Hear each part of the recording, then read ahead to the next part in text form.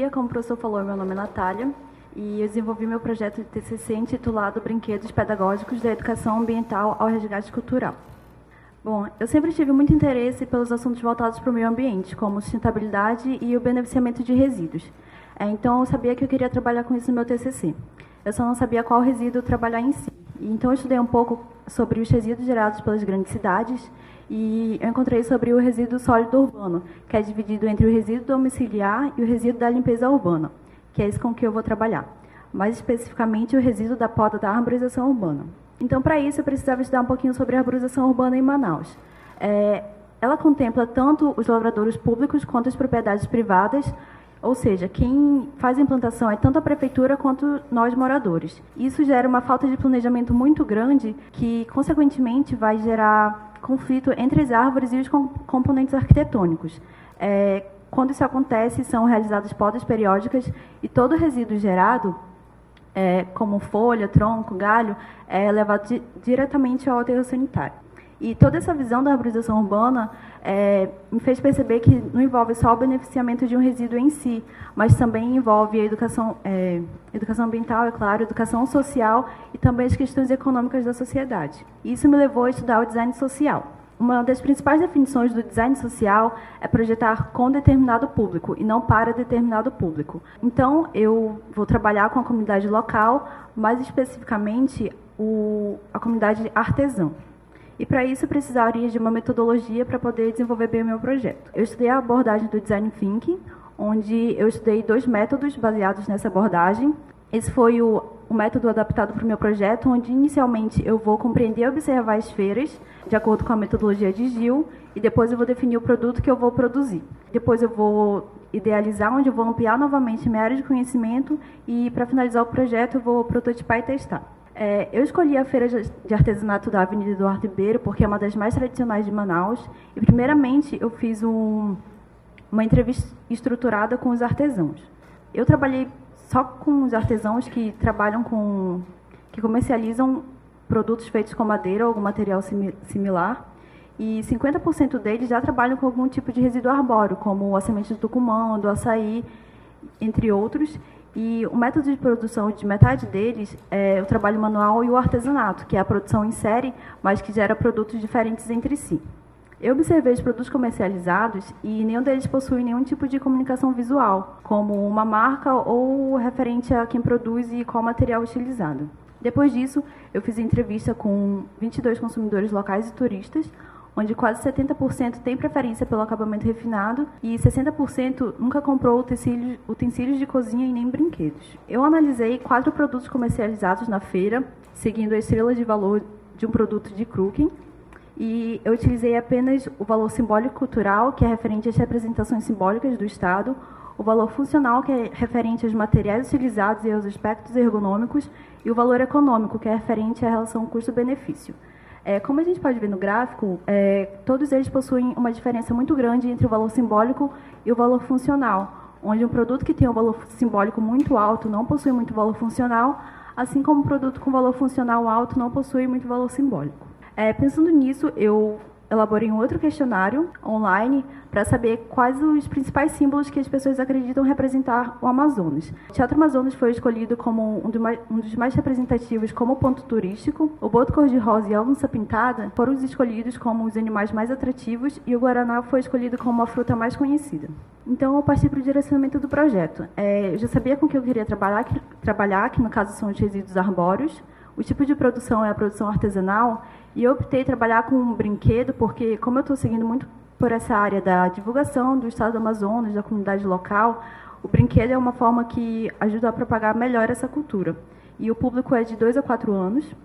O símbolo que eu escolhi foi o Teatro Amazonas, porque, apesar dele ser um dos símbolos mais representativos, como a gente vê aqui, ele não é apresentado em nenhum tipo de produto artesanal. E como eu afirmei anteriormente, os produtos não possuem nenhum tipo de comunicação visual, então é importante criar e o acabamento refinado, que é o preferido pelo público. Eu parti para a geração de alternativas, então, onde a primeira alternativa possui a forma da cúpula do Teatro Amazonas. Ele é um classificador de formas, onde a criança pega a pecinha e encaixa lá dentro. E como a gente pode ver ali nos esboços, ele tem uma espécie de tampa embaixo, que é para a criança colocar a peça e ela fica guardada lá dentro, para evitar perdas e tal. E ele possui também uma pega lateral, que é mais fácil para a criança carregar. Essa é a segunda alternativa gerada, é um brinquedo de empilhar, onde possui 3 hastes diferentes. A primeira possui um formato cilíndrico, a segunda é um quadrado e a terceira é triangular. Depois que todas as peças estão encaixadas, empilhadas, tem ainda essas pecinhas, o retângulo, o losango e o triângulo, que é para a criança encaixar. Esse aqui é um pouquinho mais complexo. Então, eu passei para o desenvolvimento. A alternativa que foi escolhida foi a primeira, pelo fato dela possuir uma forma mais simples. E isso faz com que a produção seja mais simples, utilizando, no caso, o método de produção analisado pelos artesãos. E também, ela possui peças um pouquinho mais robustas, que, no caso, é mais seguro para as crianças, que ela tem essa questão da fase oral, que sempre coloca tudo na boca. Então, eu fiz o protótipo da primeira alternativa. E eu fiz utilizando já os resíduos arbóreos que eu coletei na cidade. E a partir do protótipo eu percebi algumas mudanças necessárias. A primeira mudança foi em relação à pega, porque, como pode ver aí, ela possui uma abertura um pouquinho maior que algumas peças. Isso acarretaria a saída das peças, né? Então, a nova pega ela é feita apenas por ranhuras, onde dá mais aderência só da criança segurar, que tem essa parte mais, esse rebaixo. E assim é como ela fica, como ela ficou no caso. E a nova estrutura, a nova base, no caso. Aquela tampa que tinha, ela não tinha relação nenhuma com a estrutura em si da cúpula. Então, foi pensado nessa nova base que representa o telhado de Teatro Amazonas. A forma de encaixe da base com a estrutura em si vai ser por imã de neodímio. Aqui o 3D. Outra mudança foi em relação ao acabamento.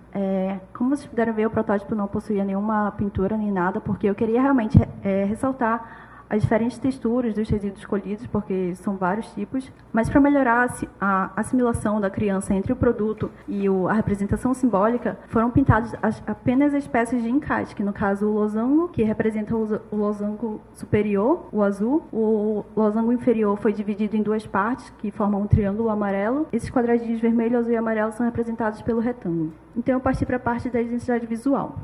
Mas antes eu precisava criar um nome para o meu produto, para a minha marca, que no caso eu queria utilizar 2 palavras, o design e o artesanato, onde se originou o nome dito Brinquedos Artesanais. Aqui é o esboço da identidade visual. Eu não queria criar apenas um logotipo, eu queria criar um símbolo que pudesse ser usado sozinho também, e esse aqui é a marca final. A tipografia secundária que eu escolhi foi a Malan, pelo fato dela ser mais manual, mais artesanal realmente, para representar como o produto é feito, e eu precisei criar alguns caracteres especiais que não possuía. Eu escolhi uma paleta de cores mais quentes, com tons mais terrosos, para representar realmente os resíduos arbóreos e chamar mais a atenção das crianças. Foi desenvolvida uma tag para ser fixada na parte superior da base, contendo informações sobre quem produziu e os materiais utilizados. Aqui é o detalhamento técnico. Bom, a estrutura em si ela tem 150 de altura por 200 de comprimento e 10 de largura. A base ela possui 1 centímetro a mais de cada lado, ou seja, é 220 por 120. Aí aqui é a vista explodida. Aí são as pecinhas, como a chapa de metal e o ímã. E aqui é a medida das peças. Como eu falei, as crianças possuem muito essa fase oral. Então, para que não ficasse muito perigoso, essa questão de colocar o produto na boca, a espessura de todas as pecinhas seria de 30 milímetros. Aqui é a parte do 3D.